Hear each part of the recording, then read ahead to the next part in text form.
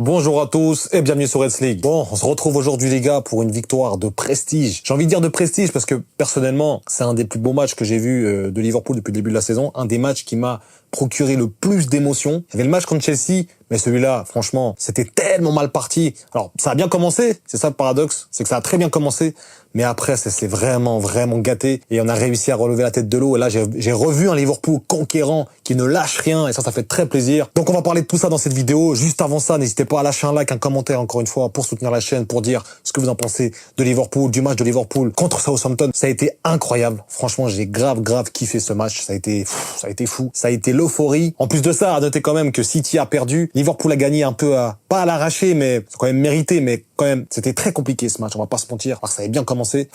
Les gars, c'est une dinguerie. On va parler de tout ça dans cette vidéo. Mais avant ça, générique.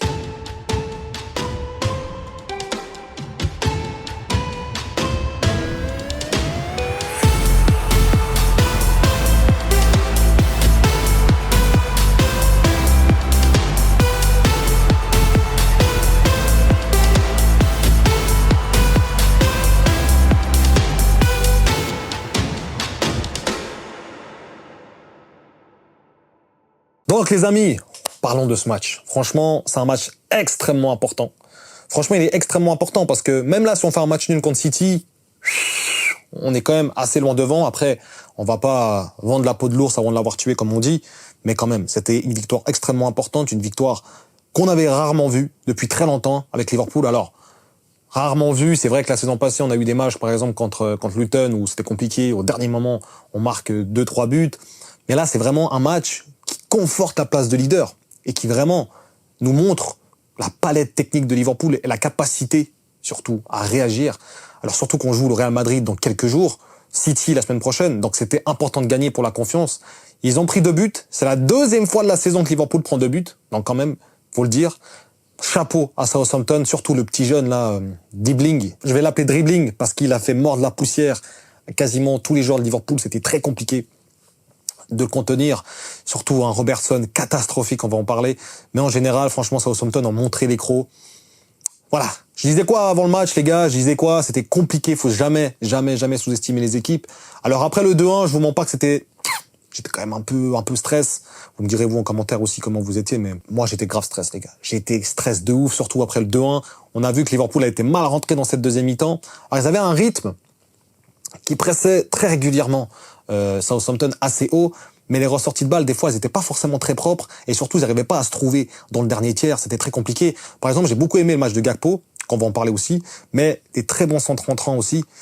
Nunez, ça a été compliqué, mais en général, les gars, ça a été un bon match de Liverpool maîtrisé, et c'est ça qui est paradoxal, c'est qu'on peut pas dire qu'il est maîtrisé, parce que certaines phases de jeu sont maîtrisées, quand tu vois la première mi-temps, tu dis, ouais, tranquille, ça va dérouler. Et c'est justement ça où Liverpool comment dire, ouais, ils sont imprévisibles. Ils sont imprévisibles parce que, par exemple, contre Leverkusen, les gars, quand on gagne 4-0, est-ce qu'il y a quelqu'un qui s'est dit, on va gagner 4-0? Je pense qu'il y a personne qui s'est dit ça. Pourtant, ils l'ont fait. Et là, après le 1-0, on se dit, ah, ça va, on va dérouler 2-3-0 et on galère de fou. Donc ça, c'est aussi un truc à prendre en compte, c'est que Liverpool est quand même assez incertain à certains moments. On sait pas à quoi s'attendre. Mais là, franchement, ça a été une performance très importante.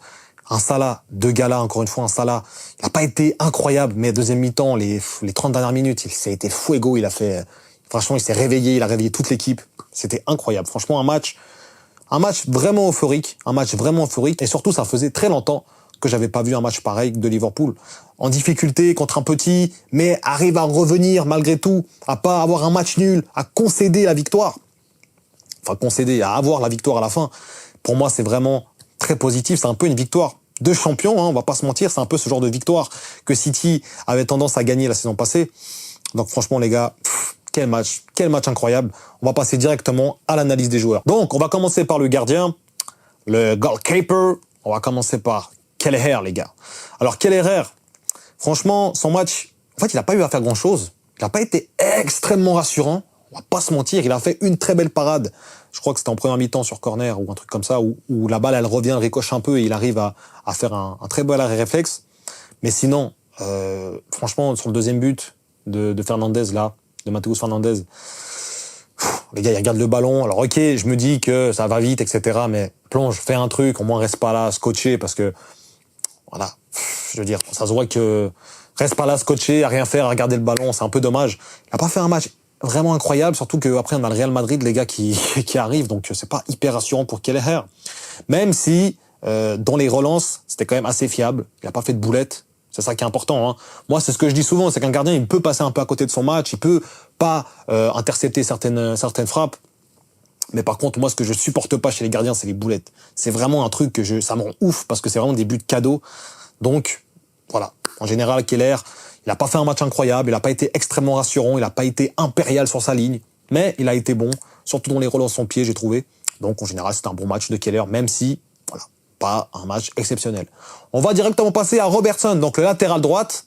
Mais non, je rigole, les gars, c'est bon. C'est juste que là, sur la vidéo, là, la dernière vidéo, vous étiez tous là à me dire, là, ouais, Kerkez, il joue à gauche, Kerkez, il joue à gauche. Ah, les mecs, c'est bon, je me suis mal exprimé. Ça peut arriver aussi. Sur 15 minutes 30 de vidéo, vous retenez seulement le fait que je me suis mal exprimé à ce moment-là, alors qu'il y avait d'autres choses à parler, comme par exemple, l'arbitre corrompu ou je ne sais quoi. Il y avait quand même une vidéo de 15 minutes. Donc voilà, les gars, vous êtes vraiment des snipers à erreur, hein. C'est un truc de ouf, mais bon. C'est bien. Vous êtes des bons, vous avez aussi dit les choses, c'est ce qu'il faut faire, mais bon, après le 5e commentaire que je reçois, il joue pas à gauche, il joue à droite, il joue pas à gauche, pardon, il joue pas à droite, et ben voilà, quoi, c'était juste un petit truc à dire, mais enfin bref. Donc Robertson, les gars, il a vraiment fait un match catastrophique. Franchement, Robertson, il nous coûte des points, hein. Alors là, pour le coup, ça nous a pas coûté de points, c'est juste que là, il nous a rendu la tâche très difficile. Contre Arsenal, il nous a coûté quand même 2 points. Mais c'est un match catastrophique, les gars. C'est quoi cette interception qu'il fait là sur dribbling, là, dribbling, justement? C'est n'importe quoi, les gars. C'est quoi cette interception? Pourquoi tu vas pas, justement, couper l'axe de tir et essayer de le déporter un peu plus sur la droite pour vraiment l'excentrer et qu'il puisse pas avoir une opportunité de frapper? Je comprends pas pourquoi il fait ce tacle débile. On dirait que, je sais pas. Les gars, franchement, c'est incompréhensible ce qu'il nous a fait Robertson. Catastrophique, Robertson, dans ce match. Alors, me dites pas, ouais, mais ça va, t'es dur. Non, je suis pas dur, les gars. Vraiment, il a failli nous coûter le match. Il a failli nous coûter des points. Et même si j'ai trouvé quand même que il était quand même assez bon dans les projections offensives. Après, dans les passes, c'était pas très bon. Tous les corners ont pas été très bons. Il y a peut-être sur, je sais pas, 10 corners, il y en a peut-être 1 ou 2 qui sont bien tirés. En général, c'était pas été bon de Robertson. Franchement, il a été mauvais, les gars. On va pas se mentir. J'ai vraiment pas apprécié son match. Et d'ailleurs, on voit, hein, Tsimikas n'était pas sur la feuille de match. Je crois qu'il est malade ou blessé, je sais pas. Mais en tout cas, ça aurait fait du bien d'avoir un Tsimikas dans ce match, hein, je pense. Très sincèrement, et ça rassure pas pour le Real Madrid, sachant qu'il va affronter un Rodrigo ou je ne sais quoi. Va falloir être vraiment très attentif parce que sinon, ça risque de nous coûter très cher, les mecs, hein. Donc en tout cas, Robertson, il a intérêt à se reprendre parce que c'est pas la première fois qu'il foire complètement un match. On avait la défense centrale. Donc, Van Dijk. Franchement, Van Dijk, il a été bon. Van Dijk, encore une fois, taille patron. Pas d'erreur, pas de bavure. Un peu en retard sur certaines, par exemple sur le but là de Fernandez, il était un peu en retard. Je trouvais qu'il était un peu dans tous ses états à ce moment-là, comme la défense complète de Liverpool, Konaté qui est bon. Après c'est sur un corner, ils ont réussi à faire une très belle contre-attaque quand même. Southampton, on va pas se mentir, ça a été vraiment très fort, vraiment à Liverpoolesque presque, j'ai envie de dire. Armstrong qui a vraiment fait du mal à cette équipe de Liverpool, hein, étonnamment. Donc voilà, les gars, c'était franchement un bon match de Van Dijk. On va pas se mentir, à part peut-être le deuxième but où il peut peut-être faire un peu mieux. En général, ça a été taille patron, zen, tranquille. Et il a aussi porté cette aura de victoire à Liverpool, à mon avis. On a aussi Konaté. Alors Konaté, qu'on a beaucoup complimenté, mais je pense que ça fait partie d'un de ses plus mauvais matchs de la saison, les gars. Moi, j'ai ce match-là qui n'a pas été bon de Konaté. Il y a un autre match aussi où il n'a pas été incroyable. Moi, je crois que c'était contre Brighton. Il a été bon vers la fin de match, mais au début de match, c'était compliqué. Mais en général, les gars, franchement, Konaté, carton jaune, des petits ponts par Armstrong, un peu en retard, des mauvaises relances dans l'axe qui permettent à l'équipe adverse de remonter le bloc très rapidement, surtout qu'ils sont très bons en transition rapide, Southampton. Donc en général, pas très rassurant Konaté, hein. Je veux pas vous mentir que moi j'ai pas trouvé incroyablement rassurant. Après certes, quand on mène 3-2, là c'est force tranquille, la défense elle sait gérer parce qu'on a un Van Dijk patron à côté. Mais en général, Konaté c'était quand même assez bon malgré que voilà, il y a quand même eu des moments de vide, j'ai trouvé durant ce match, après cette trêve internationale. On avait notre ami Connor Bradley. Alors Connor Bradley, les gars, pour le coup, son match, offensivement, c'est pas bon. J'ai trouvé que tout ce qu'il faisait offensivement, c'était pas bon. Dans les allants défensifs, et surtout, moi j'aime beaucoup la capacité à Bradley de même des fois se positionner en piston et de laisser un peu Salah un peu plus bas, attaquant intérieur plus, pour pouvoir vraiment centrer et mettre un ballon dans la boîte et vraiment occuper l'espace pour que Salah ait un peu plus d'espace. Donc ça a été très bon. Et je trouve qu'il le fait beaucoup mieux qu'un Arnold, par exemple. C'était ce rôle de piston. Donc pour le coup, là, il l'a bien fait. Mais offensivement, je trouvais que voilà, il faisait un peu les mauvais choix. Il frappait quand il y a 3, 4, 5 joueurs devant lui. Il n'a pas été incroyablement bon, même dans les pas, j'ai pas trouvé hyper pertinent, même si défensivement, c'est quand même été solide. En général, il a fait un assez bon match, hein, on va pas se mentir. Il a pas fait un match catastrophique non plus, comme Robertson par exemple, où lui, franchement, je ne me rends pas compte à quel point il a été mauvais, les gars.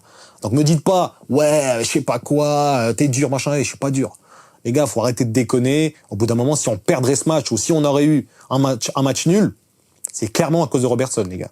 Parce que après le penalty qu'on se prend, d'ailleurs, j'ai pas mentionné, mais très bel arrêt de Keller, malheureusement, ça revient sur Armstrong, mais quand même, c'est quand même, je crois, le deuxième penalty qu'il arrête en très peu de temps. Donc, on voit que c'est quand même un gardien très pertinent sur sa ligne et meilleur qu'Alisson sur sa ligne. Parce que Alisson, il arrête pas souvent des penalties. Quand même, Keller, on voit qu'il a un truc en plus à ce niveau-là. Il a moins ce côté gardien, on va dire, libéraux qui sort, etc. Alisson, il est meilleur dans les sorties, dans les 1 contre 1, on va dire. Mais sur sa ligne, franchement, Keller est vraiment meilleur, je trouve aussi. Donc voilà, c'était aussi à dire pour revenir sur Keller. Mais on va revenir sur Bradley. Un bon match en général. Franchement, faut qu'il continue comme ça. Par contre, si on joue contre le Real et qu'il va choper Vinicius, ça va être très compliqué pour le petit Bradley. Je pense qu'il va vraiment prendre l'eau. J'espère vraiment que Arnold sera de retour. De ce que nous a dit Arne Slot en conférence de presse, c'est pas bon signe. Mais j'espère vraiment qu'il sera de retour parce que il est quand même un peu plus intelligent. Il a quand même un peu plus cette expérience que n'a pas Bradley. Et j'ai l'impression que Bradley va prendre le bouillon contre Vinicius, les gars. Donc j'espère vraiment qui saura se montrer à la hauteur. On va passer directement au milieu de terrain, les gars. Donc on avait un Jones, Gravenberch et Szoboszlai. Du coup, on a laissé reposer McAllister. Jones, c'est pas un match référence, hein. Faut pas se mentir, c'est pas un match incroyable. Franchement, McAllister a fait plus de bien dans ce match.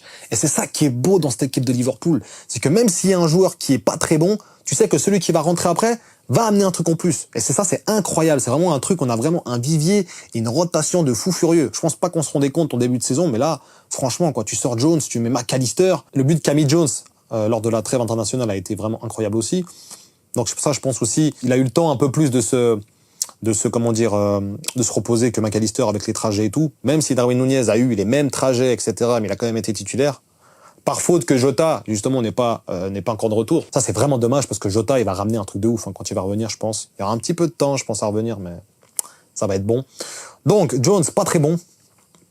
C'est pour ça que d'ailleurs, il le sort, hein, il a fait un double changement assez rapidement, hein, je crois que c'est quoi, à l'heure de jeu à peu près, il fait déjà le double changement. Donc, il sort Jones pour rentrer McAllister. Ça, j'ai trouvé aussi, c'était un bon choix, une bonne rotation. Encore une fois, de toute façon, on n'avait pas d'autres choix non plus.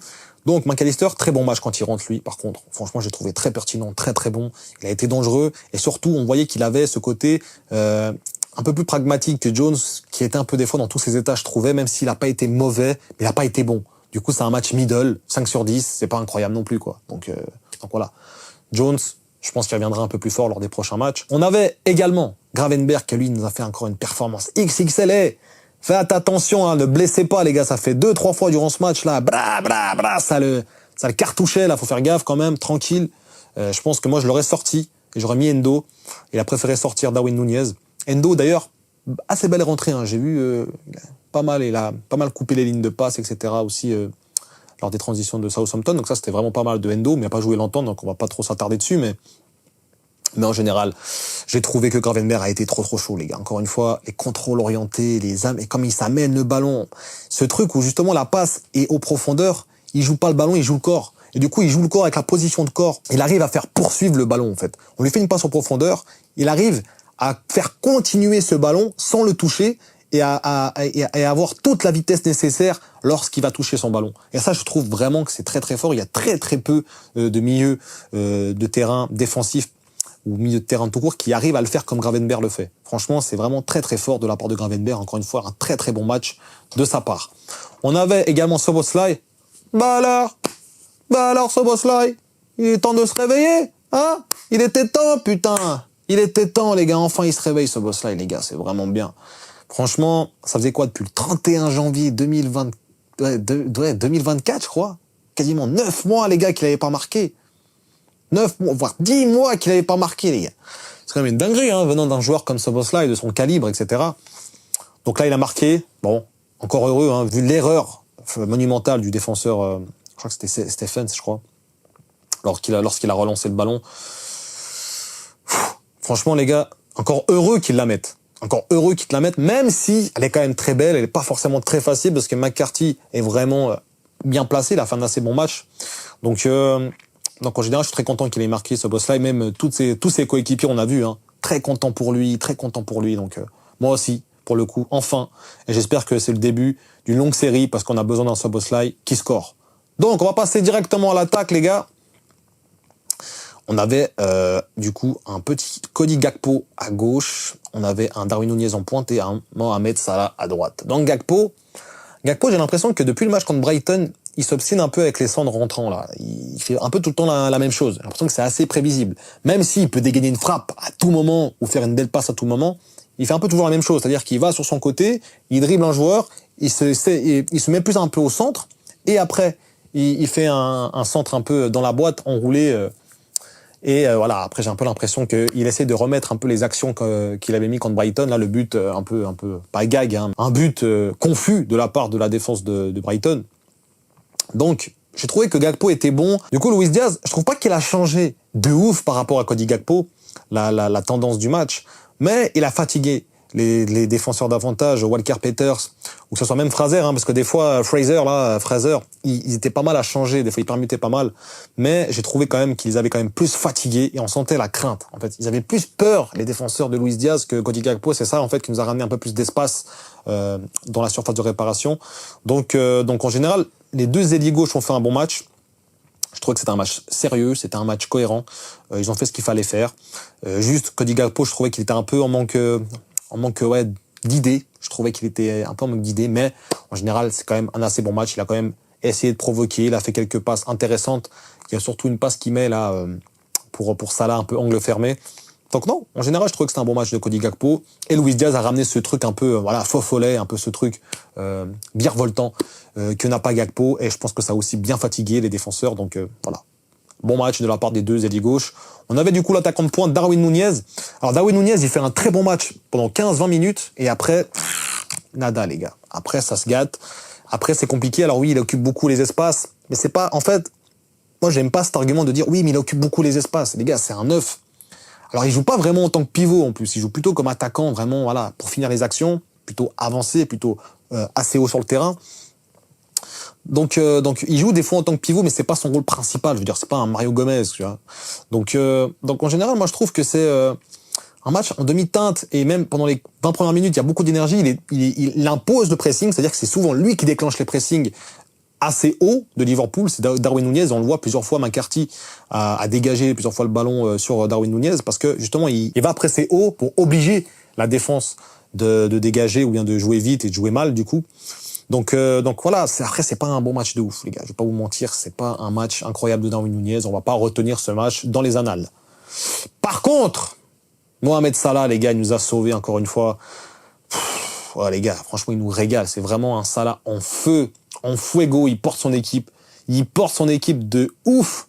Et franchement, je crois qu'on a rarement vu un Salah, à part en 2017-2018, qui porte autant son équipe. Parce qu'avant, on avait toujours un Mané, un Firmino qui faisait vraiment le taf. On avait aussi les milieux de terrain qui faisaient vraiment le taf. Surtout un Mané qui était vraiment omniprésent. Un Firmino qui faisait des fois la différence. Et Salah aussi, bien sûr, mais là, j'ai l'impression que c'est vraiment lui le patron, quoi. C'est lui qui décide si le match va se finir égalité, ou il va se finir par une victoire, ou si maintenant, voilà, il a décidé qu'il n'avait pas les jambes, bah, ça serait une défaite, quoi. Donc non, les gars, c'est un truc de ouf. Franchement, Salah, ce qu'il nous propose, là, encore une fois, c'est un truc monumental. Il est trop bouillant. Encore une fois, un match très compliqué, où l'équipe n'est pas réveillée. Avec un long ballon, bon, McCarthy sur le premier but de Salah, il est complètement au travers, les gars. Ça, on faut le dire aussi. Le mec, il couvre. Je sais pas où il va sur le poteau de corner. Ça, c'est pas là-bas les buts, hein. Enfin, bref. Je sais pas où il va au poteau de corner, les gars. Je sais pas ce qu'il foutait là-bas, mais c'est un très mauvais placement de McCarthy, on va pas se mentir. Et Salah a juste à mettre un petit ballon très simple pour la mettre. Mais voilà. Il met ce doute-là, et je pense qu'avec le mouvement de corps, nous, on le voit pas forcément en direct, mais il fait mine qu'il va aller sur la droite. Et au dernier moment, il met son petit pied pour la mettre. Mais je comprends pas cette sortie du gardien. Franchement, il faisait un bon match jusqu'à là. Et là, il a complètement plombé son équipe. Et puis la main de Sugawara, je crois, c'est ça. Je vais pas écorcher son nom, mais je crois que c'est ça. C'est un peu une main bénite, hein, les gars, pour nous. On va pas se mentir, hein, parce que après Salah, on va en parler, mais il pouvait en marquer même 3-4 de buts. Hein. Donc je pense que l'action qu'il loupe juste après son penalty, sauf erreur, il est dans l'euphorie, il venait d'enlever son t-shirt, waouh, c'est un dinguerie, machin, tout le monde est heureux. Et droit derrière, il a quasiment, genre 2 minutes après, une autre occasion en or. Cette fois-ci, il la met au-dessus. Je pense que c'est aussi l'euphorie. Hein, il n'a peut-être pas assez maîtrisé ses émotions à ce moment-là. Il est trop en arrière lorsqu'il frappe. Mais après, encore une autre occasion, il tape le poteau. Donc franchement, s'il est en réussite totale, c'est 4 buts sans problème. Le problème, c'est que voilà, le foot, c'est des circonstances, c'est que c'est pas aussi simple que ça. Mais en tout cas, Salah, il a fait un match de ouf, les gars. Franchement, si on a un Salah comme ça contre Madrid, mais encore plus réveillé, c'est-à-dire avec une équipe plus cohérente et plus concentrée dès le début de match, on peut faire des ravages, les gars. Moi, ce qui m'inquiète, c'est Bradley. Vous me direz en commentaire, vous, mais moi, ce qui m'inquiète, c'est Bradley contre Vinicius. Je pense qu'il va vraiment prendre le bouillon très, très fort. Mais sinon, Salah, s'il arrive à contenir cette cadence, les gars, je pense qu'on a affaire très clairement aux joueurs de PL de la saison s'il continue comme ça, et pourquoi pas un potentiel Ballon d'Or. Bon, on va pas rentrer dans les débats tout de suite, la saison est loin d'être terminée, mais qu'on peut se poser la question, à mon avis. Donc très clairement, pour moi, Salah, il peut être dans les, en tout cas, top 3 Ballon d'Or s'il continue comme ça. Il est excellent, il est traumatisant, il est tout ce que tu veux pour les équipes adverses, et il est surtout royal. Les gars, il est royal, il nous fait gagner des matchs extrêmement importants et c'est tellement bon de voir ça. Franchement, c'était mon anniversaire.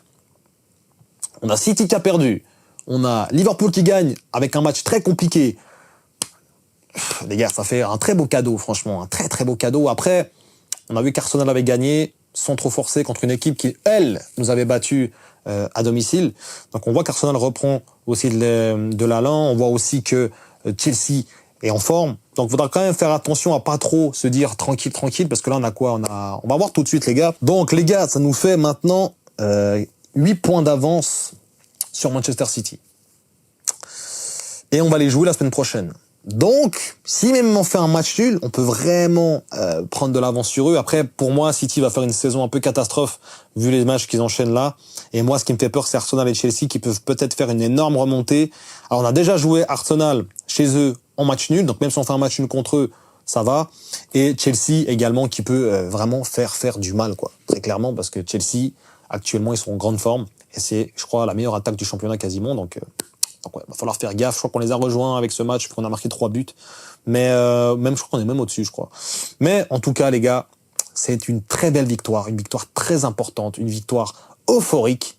Et j'espère vraiment qu'on aura une victoire impressionnante, une victoire de ouf aussi contre Real Madrid. Et ça, on va débriefer ça ensemble en espérant une victoire de nos Reds. Donc voilà les gars, le débrief arrive à son terme. Franchement, j'étais en sueur durant ce match. Vous me direz vous en commentaire également comment vous avez ressenti ce match. N'oubliez pas encore une fois de mettre un like, de vous abonner si la vidéo vous plaît. Nous, on se retrouve très prochainement pour pour moi, c'est un des matchs que j'attends le plus depuis qu'on sait qu'on va les affronter contre le Real Madrid. On a une revanche à prendre, mais une sérieuse revanche à prendre. On a une multiple revanche à prendre, les gars. Parce que on a déjà perdu combien de fois déjà contre eux? 4 fois, je crois. 4 derniers matchs qu'on les a affrontés, c'était toujours, ça s'est symbolisé en défaite, les gars. On peut pas flancher. On doit gagner, ou en tout cas vraiment montrer de l'adversité hard. On doit vraiment leur montrer que, oh, ça sera pas pour une 6e fois ou une 7e fois, quoi. Vraiment, il faut qu'on gagne ce match. Donc on va suivre ça ensemble mercredi. D'ici là, prenez soin de vous. Et surtout, n'oubliez pas...